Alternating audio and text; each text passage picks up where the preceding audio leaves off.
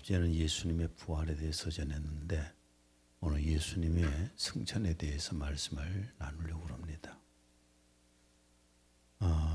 종종 가다 이단의 교주들이 자기가 하늘에서 내려왔다 이런 말을 많이 합니다. 이런 말을 많이 하지만은 승천했다는 것은 본인이 말하지 못하잖아요. 그래서 다른 사람들이 기록을 해야 되지 않습니까? 승천한 사람들이 없으니까 기록자는 없어요. 왔다는 사람은 있지만, 근데 성경에 보면은 구약 성경에는 두 사람의 승천 사건이 나옵니다. 두 사람의 승천인데 한 명은 하나님과 동행한 삶을 살았던 에녹이라고 하는 사람입니다. 창세기 5장 24절. 에녹이 하나님과 동행하더니 하나님이 그를 데려가시고 세상에 있지 아니하더라. 히브리서 11장 5절 읽습니다. 믿음으로 에녹은 죽음을 보지 않고 옮겨졌으니 하나님께서 그를 옮기셨으므로 다시 보이지 아니하니라. 이 땅에서 몸이 죽음을 맞지 않고 올라갔다는 겁니다. 그 다음에 또 한 명은 선지자 엘리야입니다. 열왕기하 2장 11절. 그들이 아직 가면서 이야기하는데 보라 불병거 한 대와 불말들이 나타나서 그들 둘을 갈라놓더니 엘리야가 회오리 바람을 타고 하늘로 올라가더라. 에녹과 엘리야는 몸이 부활하여서 승천한 것은 아닙니다. 이 흙으로 만들어진 이 몸이 하늘로 올라갈 수는 없습니다. 올라갈 수가 없기 때문에 이 몸이 부활하여서 승천한 것이 아니라 에녹과 엘리야의 영혼이 승천한 겁니다. 음부를 거치지 않고 낙원으로 바로 올라간 것입니다. 그 몸이 간 것이 아니에요. 그 증거로는 다음 구절에서 볼 수 있습니다. 열왕기하 2장 13절. 그가 엘리야에게서 떨어진 외투를 집어들고 들어가 엘리야가 자 하늘로 회오리 바람에 의해서 몸이 끌려서 올라가다가 옷이 떨어졌단 말은 무슨 말일까요?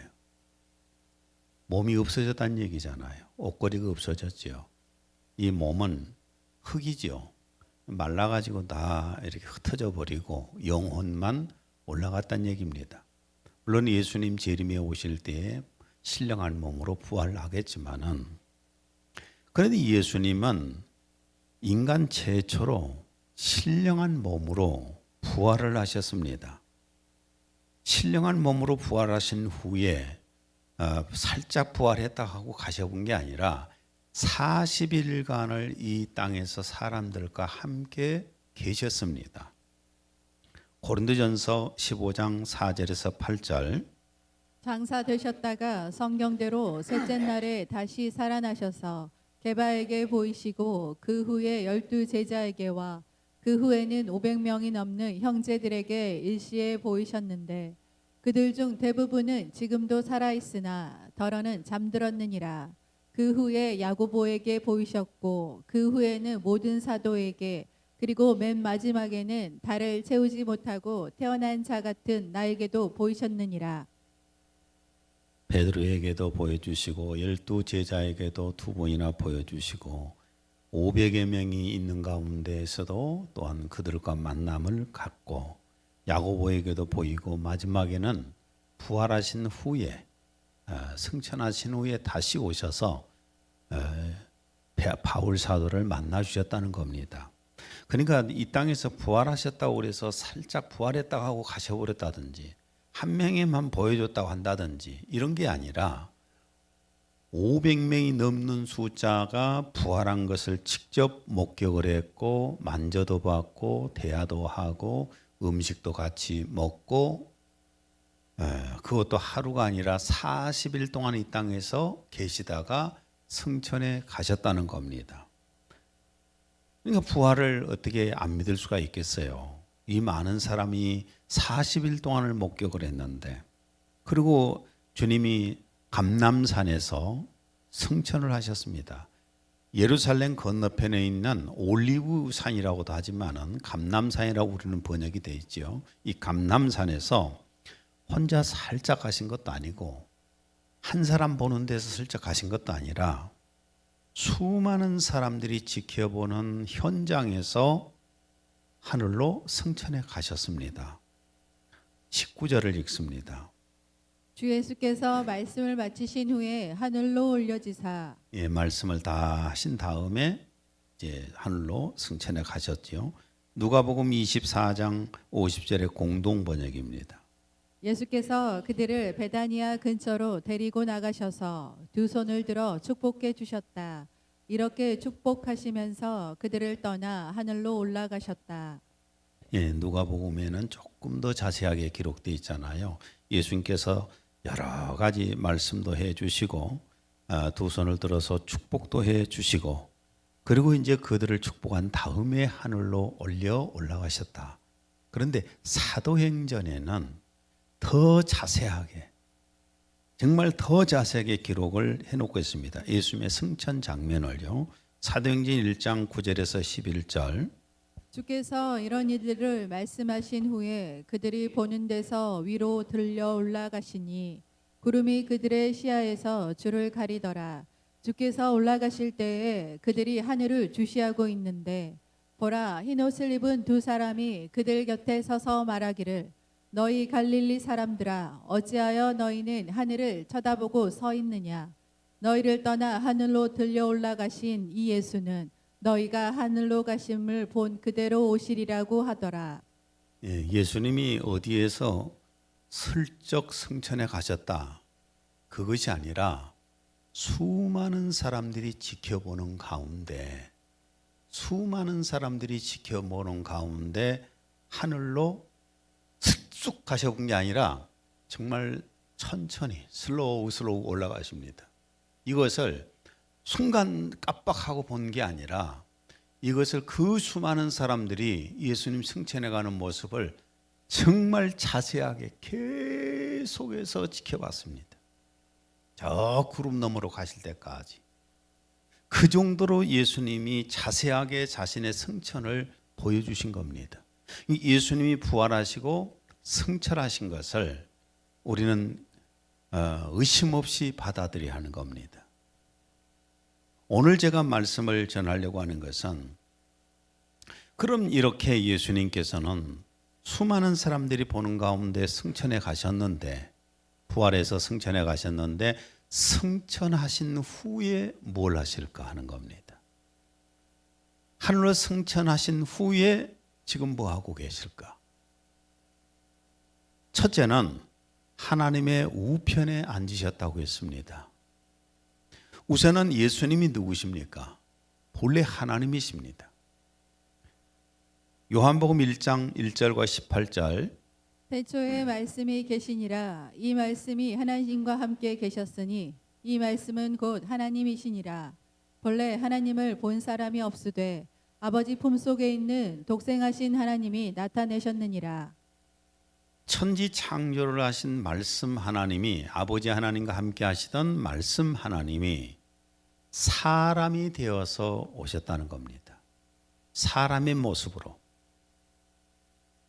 모습으로 오셔서 사람의 인성을 가지고 오셔서 사셨습니다. 빌립보서 2장 6절에서 8절 그는 근본 하나님의 본체시나 하나님과 동등됨을 취할 것으로 여기지 아니하시고 오히려 자기를 비워 종의 형체를 가지사 사람들과 같이 되셨고 사람의 모양으로 나타나사 자기를 낮추시고 죽기까지 복종하셨으니 곧 십자가에 죽으심이라. 뭐 하시려고 사람으로 오셨어요? 십자가에서 제물이 되시기 위해서 속죄 제물이 되시기 위해서 사람으로 몸을 입고 오셨다는 겁니다. 십자가에서 죽으신 분이 하나님이 죽으신 것이 아니라 인간 예수님이 속죄 제물이 되어서 죽으신 겁니다. 그리고 인류의 인간들 속에서 수많은 인류의 사람들 속에서 최초로 그 몸이 신령한 몸으로 부활하셨습니다. 그러니까 예수님 이전에도 신령한 몸으로 부활한 사람은 단 한 명도 없었고 예수님부터 지금까지 예수님 외에 신령한 몸으로 부활한 사람은 아직까지 한 명도 없습니다. 자기가 부활했다 그러면 사기입니다. 부활체는 뭐 다음 주에도 한번 말씀을 나누고 그 다음 주에도 말씀을 나누겠지만은 부활체는 칼로 찔러도 상처도 나지도 않고 피도 나지 않습니다. 부활체는 죽지 않습니다. 만약에 자기가 신령한 몸으로 부활하는 사람이라고 만약에 그런다면은 감옥 갈 폭 잡고 한번 뭘 갖고 푹 찔러 보세요. 아프다 가면 가짜예요. 죽을 만큼은 하지 마세요. 괜히 감옥 가야 되니까. 고린도전서 15장 20절. 이제 그리스도께서 죽은 자 가운데서 다시 살아나사 잠자는 자들의 첫 열매가 되셨도다. 예수님 부활의 첫 열매시다는 겁니다. 그러니까 예수님은 최초의 인간으로서 최초로 신령한 몸으로 부활하셨고 인간으로서 최초로 승천해 가셨다는 겁니다. 그리고 하나님이 아니라 예수님은 인간으로서 최초로 하나님의 우편에 앉으셨다는 말씀입니다. 이게 인간을 대표해서 최초로. 그러면은 하나님의 우편에 앉으셨다는 말씀은 어떤 말씀일까? 자꾸 어디 천국에 가서 봤더니만은 아버지 하나님 가운데 의자가 있고 옆에가 예수님이 있고 옆에 또 성령님 의자가 있더라. 이렇게 그건 다 사기예요. 하나님의 우편에 앉으셨다는 이런 말씀은 장소적인 얘기가 아닙니다. 장소적인 얘기가 아니라 하나님으로부터 정권을 받으셨다는 의미입니다. 모든 정권을 받으셨다는 의미지 예수님 거기 앉아 계신다 그런 말씀은 아니에요. 마태복음 28장 18절. 예수께서 나와 말씀하여 이르시되 하늘과 땅의 모든 권세를 내게 주셨으니. 예수님께서 뭘 받으셨어요? 하늘과 땅의 모든 권세를 받으셨다고 말해요. 모든 피조물을 다스릴 수 있고 모든 인간을 다스릴 수 있고 모든 천사들을 다룰 수 있는 권력을 가지셨다는 말씀입니다. 그런 모든 정권, 통치할 수 있는 정권을 받으셨다. 그런 의미의 말씀이에요. 하나님의 우편에 앉으셨다는 그런 말씀이요. 빌립보서 2장 9절에서 11절. 하나님이 그를 지극히 높여 모든 이름 위에 뛰어난 이름을 주사 하늘에 있는 자들과 땅에 있는 자들과 땅 아래에 있는 자들로 모든 무릎을 예수의 이름에 꿇게 하시고 모든 입으로 예수 그리스도를 주라 시인하여 하나님 아버지께 영광을 돌리게 하셨느니라. 그러니까 예수님이 하나님의 우편에 앉으셨다 이 말씀은 하나님으로부터 모든 정권을 받으셨기 때문에 그 예수님 이름 앞에서 예수님의 이름 앞에서는 하늘에 있는 자들도 그 앞에서 무릎을 꿇고 땅에 있는 자들도 무릎을 꿇고 땅 아래 저 음부에 있는 자들도 하나님 앞에 예수님 앞에 무릎을 다 꿇는다는 그런 말씀입니다. 그렇기 때문에 보세요. 영적인 세계도 예수님 이름 앞에서 영적인 세계가 다 통해요. 예수님 이름 앞에서 통하지 않는 데가 딱 한 군데 있습니다. 여기 어딜까요? 사람들만 안 통해. 뭔 예수님 뭔 권력이 있냐고 이렇게 하는데 영적인 세계에서는 예수님 이름이 통합니다. 우리가 예수님 이름으로 기도할 때 하늘문도 열리고 천사들이 와서 돕기도 합니다. 내가 예수님 이름으로 명령할 때 눈에 안 보이지만 귀신들이 막 발악을 하고 도망가잖아요. 몸에 튀어나가고. 그리고 병도 낫잖아요. 이 영적인 세계에서 예수님 이름 앞에서 무릎 꿇지 않는 세계가 없는 것입니다. 다만 사람들만 예수님 이름 앞에서 무릎을 안 꿇어요. 예수님 믿는 사람들만 그 이름 앞에서 무릎을 꿇고 있는 거지. 그러니까 하나님께서 예수님에게 모든 정권을 주셨는데 계시록 19장 16절. 그 옷과 그 다리에 이름을 쓴 것이 있으니 만왕의 왕이요 만주의 주라 하였더라. 예수님이 마지막 때에 이 세상에 다시 오실 때는 만왕의 왕으로 오시고 만주의 주인으로 오신다는 겁니다. 그러니까 이렇게 예수님은 하나님의 모든 정권을 우편에 앉으셔서 받으셨다는 말씀이에요.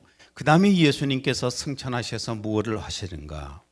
보혜사 성령님을 보내주셨습니다. 예수님은 제자들에게 승천하시기 전에도 계속해서 여러 번 말씀하신 게 뭐냐면은 보혜사 성령님을 보내주시겠다고 약속을 하셨습니다. 요한복음 14장 16, 17절 내가 아버지께 구하겠으니 그가 또 다른 보혜사를 너희에게 주사 영원토록 너희와 함께 있게 하리니 그는 진리의 영이라. 세상은 능히 그를 받지 못하나니 이는 그를 보지도 못하고 알지도 못함이라. 그러나 너희는 그를 아나니 그는 너희와 함께 거하심이요 또 너희 속에 계시겠음이라. 세상 예수님을 믿지 않는 불신자는 성령을 알지도 못하고 받지도 못합니다. 그러나 예수님을 믿어서 죄사함 받은 사람들 속에 그 안에 성령님이 와 계시고 이 모임 가운데 성령님이 와 계시겠다는 겁니다. 이 약속을 해 주신 거예요. 또한 승천 직전에도 보혜사 성령님을 보내주시겠다고 예수님이 약속하십니다. 사도행전 1장 4절에서 5절 사도들과 함께 모이셨을 때에 그들에게 예루살렘을 떠나지 말고 아버지의 약속을 기다려야 한다고 명령하셨으니 주께서 말씀하시기를 그것은 너희가 내게서 들은 바니라. 요한은 정령 물로 침례를 주었으나 너희는 여러 날이 지나지 않아 성령으로 침례를 받으리라. 예수님이 승천하시기 직전에도 아버지께서 약속하신 보혜사 성령을 보내주실 테니까 기다려라. 나가서 일하려고 하지 말고 기다려라. 그러면 성령님께서 오셔서 성령 침례를 받아 성령의 권능을 받으리라. 이렇게 약속을 하십니다. 그러니까 주님의 약속대로 예수님 승천하신 후에 10일 후에 보혜사 성령님이 강림해 오십니다. 사도행전 2장 1절에서 4절 오순절 날이 이미 이름에 그들이 다 같이 한 곳에 모였더니 호련히 하늘로부터 급하고 강한 바람 같은 소리가 있어 그들이 앉은 온 집에 가득하며 마치 불의 혀처럼 갈라지는 것들이 그들에게 보여 각 사람 위에 하나씩 임하여 있더니 그들이 다 성령의 충만함을 받고 성령이 말하게 하심을 따라 다른 언어들로 말하기를 시작하니라. 성령님께서 처음 오순절에 마가의 다락방에 있는 예수님 믿는 사람들 위에 오실 때에는 정말 조용하게 오신 게 아니라 모든 사람이 다 들을 수 있도록 거기에 있는 사람이 들을 수 있도록 아주 큰 바람 소리처럼 성령이 그 위에 임하시고 그 다음에 또한 모든 사람들이 거기에 있는 모든 사람들이 볼 수 있도록 불의 혀처럼 불꽃이 막 갈라진 것처럼 사람들 머리 위에 성령님이 임하셨습니다. 물론 지금도 성령님께서 우리에게 임하셨다는 증거들이 여러 가지 나타나는 은사고 능력이고 그러지 않습니까? 그럼 무엇을 위해서 이렇게 믿는 사람들에게 보혜사 성령님을 보내주셨을까?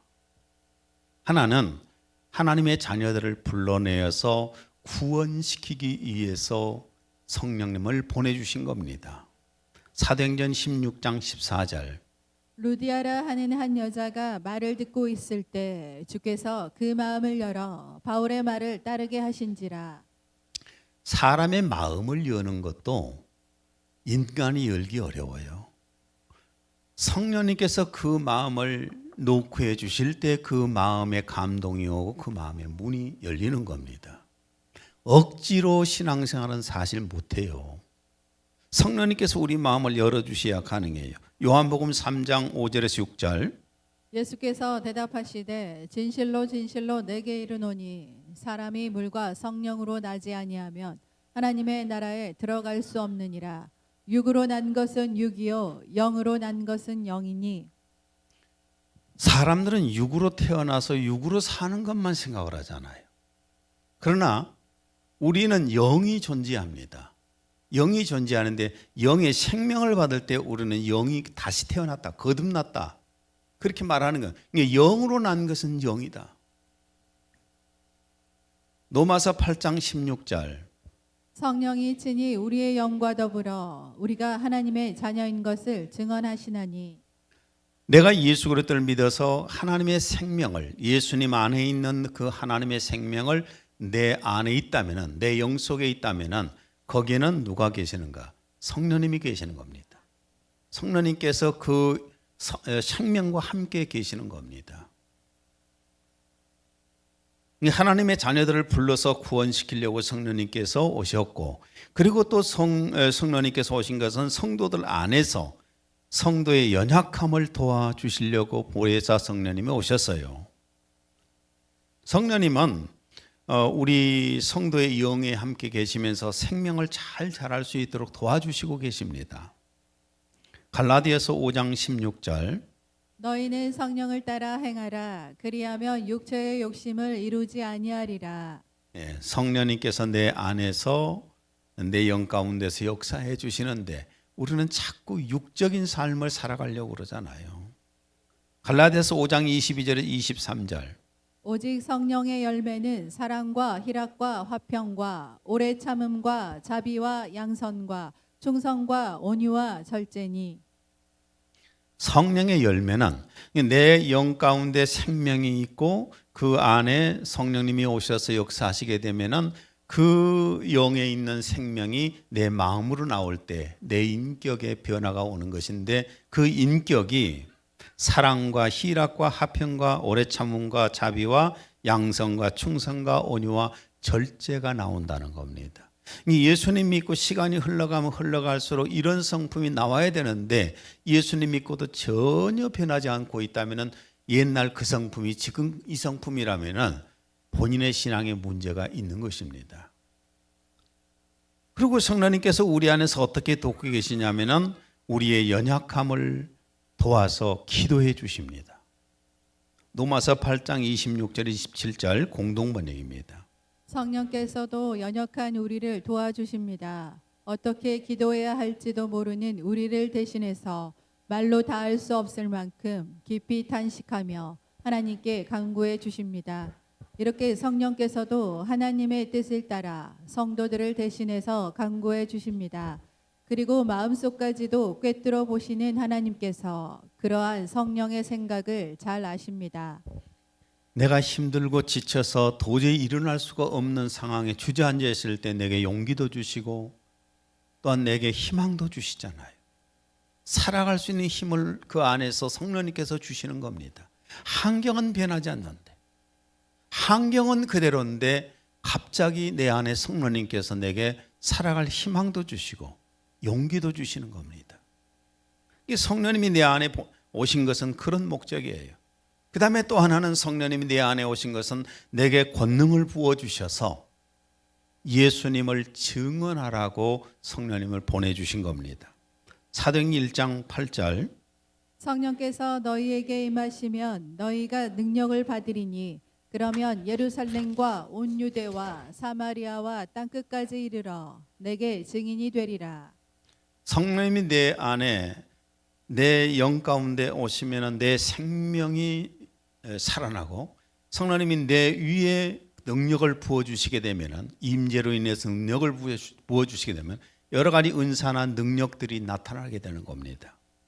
사도행전 2장 43절. 모든 사람에게 두려움이 임하였으며 사도들을 통하여 많은 이적과 표적이 행해지더라.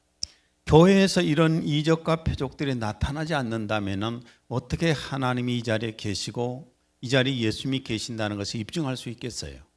우리 예능교회는 늘 하나님이 이 자리에 계신다는 그걸 입증하기 위해서는 표적과 이적이 계속 나타나야 되는 겁니다. 그 다음에 또한 예수님께서 하늘의 성천에 가셔서 뭘 하고 계실까? 하나님의 보좌 우편에 정권을 받으셔서 앉아 계시고, 그리고 보혜사 성령님은 우리에게 보내주셨잖아요. 우리의 신앙을 위해서. 그 다음에 세 번째는 예수님은 하늘에 승천하셔서 뭘 하고 계시는가? 새 예루살렘 성을 건축하고 계십니다.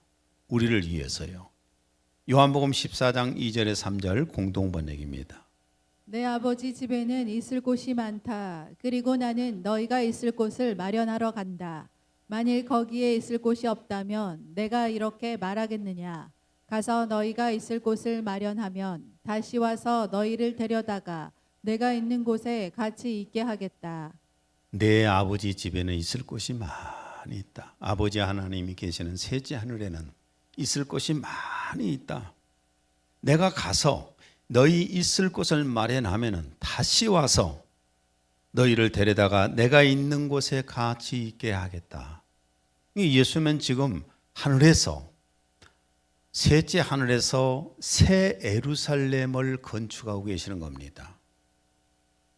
그 새 예루살렘에 대해서는 여러 번 제가 말씀을 함께 나누었는데 오늘 다시 한번 읽어보시죠. 계시록 21장 11절에 12절 또 21절 공동번역입니다. 그 도성은 하나님의 영광에 쌓여 그 빛은 지극히 귀한 보석과 같았고 수정처럼 맑은 벽옥과 같았습니다. 그 도성에는 크고 높은 성벽과 12대문이 있었고 그 12대문에는 천사가 하나씩 있었으며 또 이스라엘 자손 12지파의 이름이 하나씩 적혀 있었습니다. 또 12대문은 12진주로 되어 있었고 그 12대문이 각각 다른 진주로 되어 있었습니다. 그리고 그 도성의 거리는 투명한 유리 같은 순금이었습니다. 여러분 천국을 믿으신가요? 그러면 천국이 어떤 곳인가는 알아야 되잖아요. 천국에는 지금 셋째 하늘에는 낙원이 있습니다. 거기는 예수님 믿고 이 세상을 떠난 모든 사람들이 그곳에 가 있습니다. 그리고 예수님께서는 그 또한 셋째 하늘에서 뭘 건축하고 계세요? 새 예루살렘을 건축하십니다. 장차 우리를 데려다가 그곳에 살게 하시려는 그 새 예루살렘 성을 건축하세요. 우리가 신앙생활을 그냥 막연하게 하는 게 아닙니다. 그냥 우리가 막연하게 천국이 있을 것이다? 그게 아니라 천국은 이렇게 생겼고 천국은 이런 곳이 있고 천국에는 새 예루살렘을 예수님이 건축하고 계시는데 예루살렘이 이렇게 생겼다. 그 다음에 또한 크기를 또 기록했는데 계시록 21장 16절 공동번역입니다. 그 도성은 네모가 반듯했고 그 길이와 넓이가 같았습니다. 그가 측량자로 그 도성을 재어 보았더니 길이와 넓이와 높이가 똑같이 12,000 스타디온이었습니다. 예, 지금 만들고 있는 새 예루살렘이 셋째 하늘에서 만들고 있는 그 새 예루살렘 크기가 그렇습니다. 길이가 12,000 스타디온, 12,000 스타디온. 스타디온은 로마 척수예요. 그 다음에 또한 넓이가 12,000 스타디온. 12,000 스타디온이 로마 척수가 우리 키로수로 몇냐면 2,200km라는 겁니다. 2,200km의 길이, 2,200km의 넓이, 2,200km의 높이. 이게 새 예루살렘 성입니다. 넓이하고 길이는 감이 좀 오지요. 2,200km라고 하니까. 근데 높이가 2,200km라고 하니까 감이 안 오잖아요. 이런 곳을 지금 이런 새 예루살렘을 예수님이 건축하고 계시는데 이게 다 건축이 끝나면은 재림에 오셔서 우리를 데려다가 그곳에 살게 하신다는 겁니다. 막연하게 천국 하지 마시고 이런 곳이 바로 천국입니다. 분명히 성경에는 기록을 하고 있잖아요.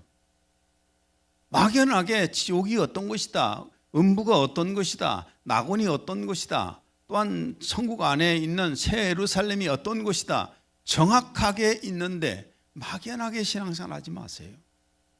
장차 우리가 갈 곳입니다. 이걸 예수님이 지금 건축하고 계시는 겁니다.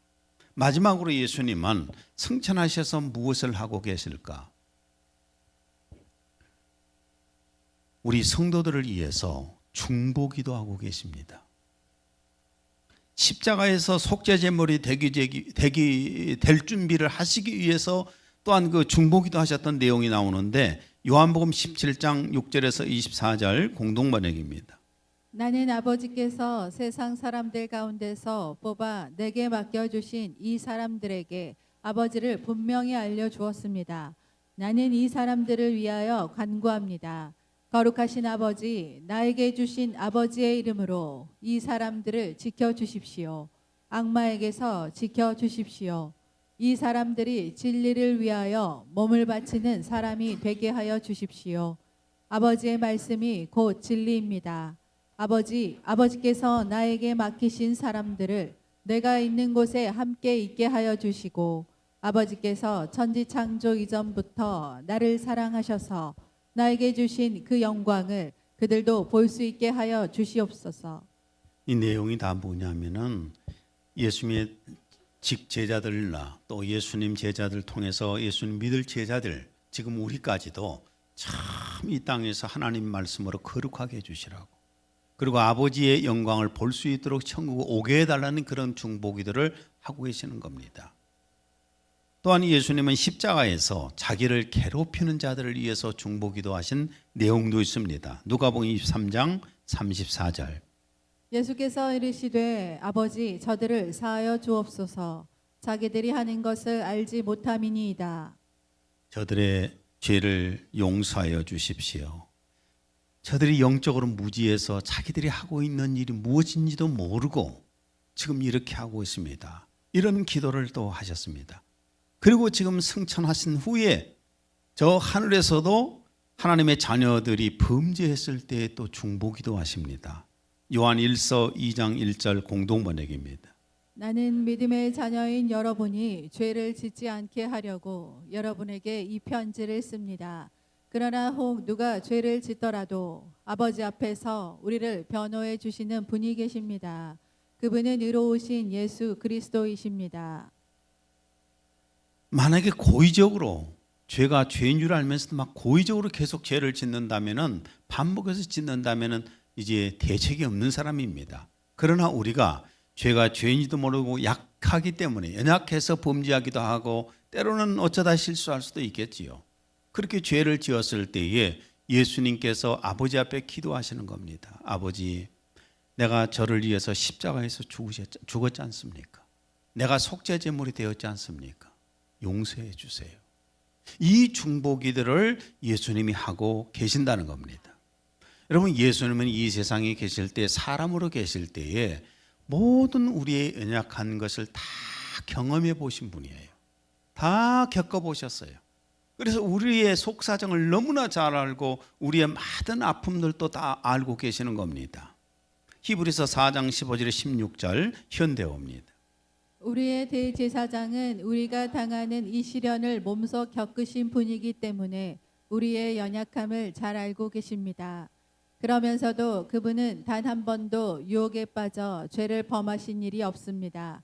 그러니 우리도 용기를 가지고 하나님의 보좌 앞으로 나아가 그분의 자비를 입고 필요에 따라 주시는 은혜와 도우심을 받읍시다. 하나님 앞에, 예수님 앞에 우리가 나가서 기도할 때, 하나님 예수님 앞에 나가서 기도할 때에 너무 고차원적이고 영적이고 거룩한 기도만 하려고 하지 마세요. 너무 하나님 앞에서 미사 여구를 많이 쓰지도 마세요. 그냥 하나님 앞에 나가서 기도할 때 예수님께서 제 아픔을 아시잖아요. 제 마음을 아시잖아요. 제 연약함을 아시잖아요.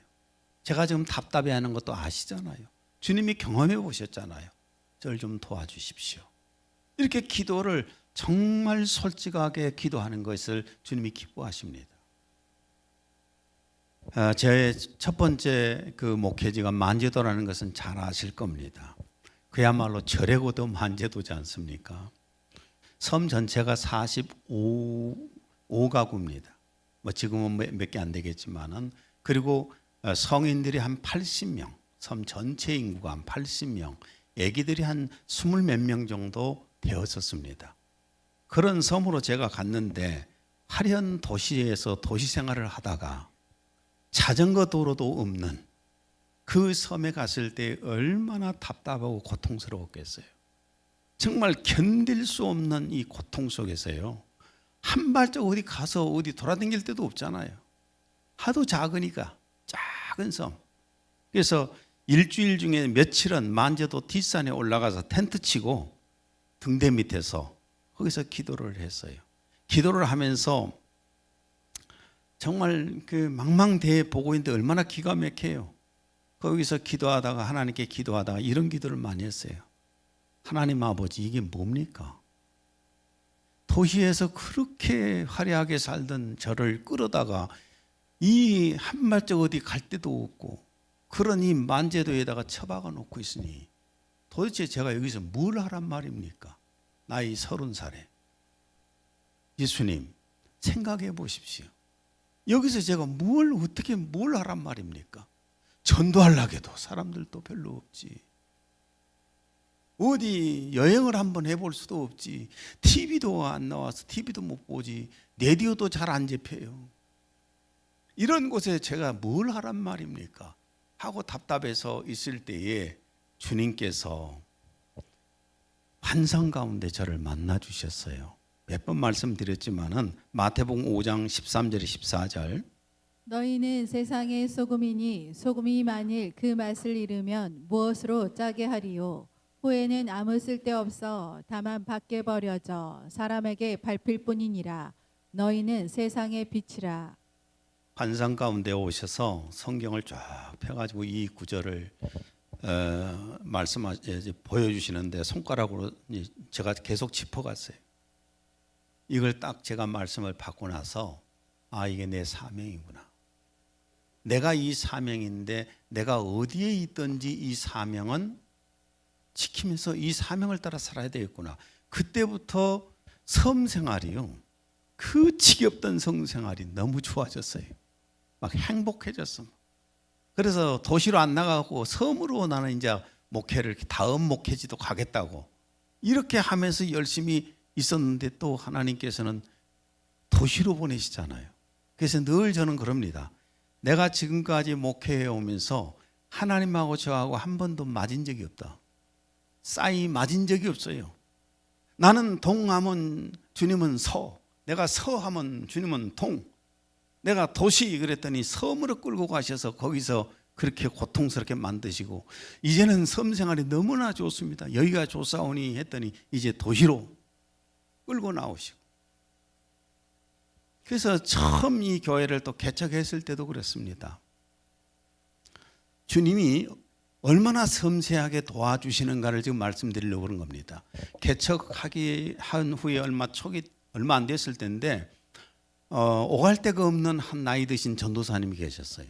그래서 그 전도사님 우리 교회로 그럼 우리 교회 계시라고 오자마자 막 교회에 돌아다니면서 이간질을 해갖고요. 얼마 안 돼가지고 교회가 뚝쭉 나버렸어. 뚝쭉 나가지고 나중에 알고 보니까 다 거짓말이었지만은 이미 거짓말에 속아가지고 다 막 이렇게 흩어져 버린 사람은 어떡하겠어요. 그때 제가 이제 주일날 주님 오늘은 정말 설교를 못 하겠습니다.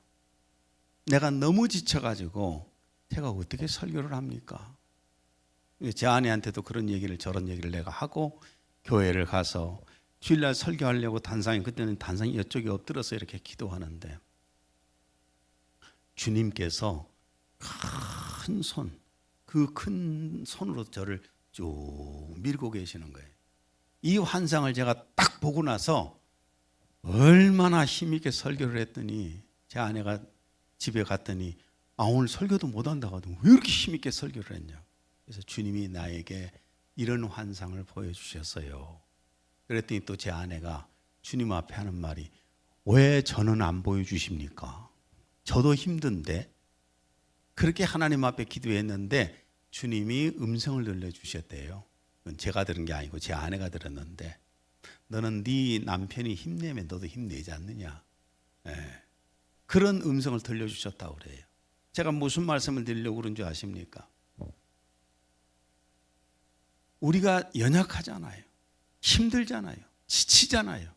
그럴 때 하나님 앞에 엎드려서 거룩한 척, 용감한 척 그렇게 하지 마시고 솔직하게 주님 앞에 기도를 해보세요. 저 주님 지금 지칩니다. 사람들 앞에서는 이렇게 그냥 허세 부리고 있지만은 저 정말 힘들어요. 저 좀 도와주세요. 그러면 내 안에서 성령님께서 내게 음성을 들려주셔서 힘을 주시든지 아니면 제게 어떤 주님이 환상을 보여주시든지 해서 다시 새 힘을 얻게 만들고 용기를 주시는 겁니다.